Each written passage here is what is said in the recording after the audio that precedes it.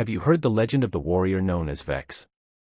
During the Great War, this soldier bore a prosthetic limb unlike any other.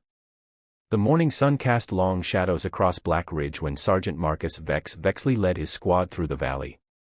23 years old, fresh-faced despite 3 tours of duty, he carried himself with the quiet confidence of a soldier who'd never lost a man under his command. His squad, Torres, Ramon, Mackenzie, and young Phillips who joined them just weeks before, moved in perfect formation behind him, their trust absolute.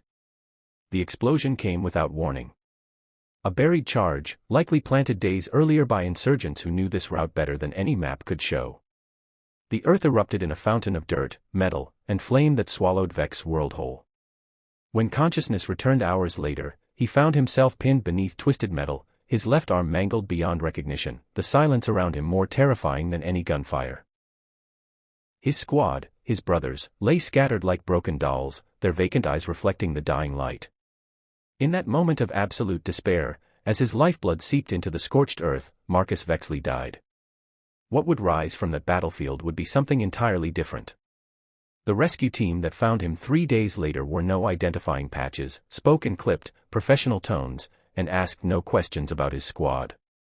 They carried him not to a medical facility, but to a sterile compound where scientists waited with blueprints that seemed drawn from nightmares. His arm was gone, they explained, but they could give him something better. Something that would ensure he never felt helpless again. The integration process took months of agony that redefined his understanding of pain. The cybernetic limb they grafted to his shoulder was a masterpiece of military engineering. Titanium bones wrapped in synthetic muscle, housing retractable carbon steel blades, electromagnetic pulse generators, and neural processors that could calculate trajectory angles faster than thought itself. His reflexes became superhuman, his strength multiplied tenfold, and his tactical awareness expanded to encompass entire battlefields simultaneously. But the enhancement demanded a terrible tribute.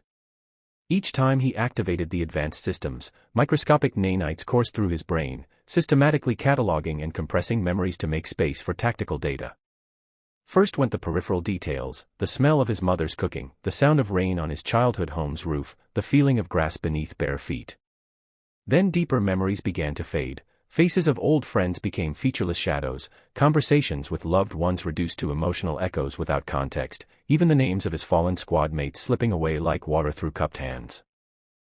His handlers watched this erosion with clinical detachment, viewing his humanity as acceptable collateral damage.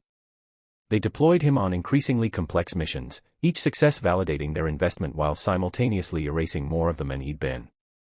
When the program was suddenly terminated, funding redirected, personnel reassigned to other projects, they simply abandoned him, leaving behind a weapon that had once been a man, programmed for a war that no longer existed.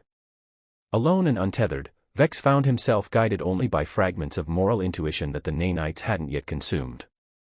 He began to protect civilians caught in crossfires, to spare enemies who showed mercy to others, to become a guardian spirit haunting the world's forgotten conflicts. Years blurred together as he wandered from one war zone to another, following an internal compass whose magnetic north pointed always toward justice. His reputation grew in whispers among soldiers and civilians alike. Stories of a phantom warrior whose mechanical arm sang death songs in the darkness, whose intervention could turn the tide of battles yet who never claimed allegiance to any flag or cause. The sound became his signature, a low, almost musical hum that emanated from his cybernetic limb when its systems powered up. Veterans who'd heard it spoke of the way it seemed to harmonize with their own heartbeats, creating an otherworldly melody that preceded either salvation or judgment. Some claimed to have seen him standing vigil over sleeping refugee camps, his arm's soft glow the only light in miles of darkness. Others swore they'd witnessed him appear at the moment of their greatest need, dispensing swift justice to those who preyed upon the innocent. Children in war-torn regions drew pictures of him, a tall figure with one arm that gleamed like starlight, standing between them and the monsters that haunted their nightmares. Warlords and tyrants found their sleep troubled by dreams of that distinctive whir, knowing that somewhere in the shadows, an accounting was being prepared. He had become less man than myth, a ghost story told around dying campfires, a prayer whispered by those who had nowhere else to turn.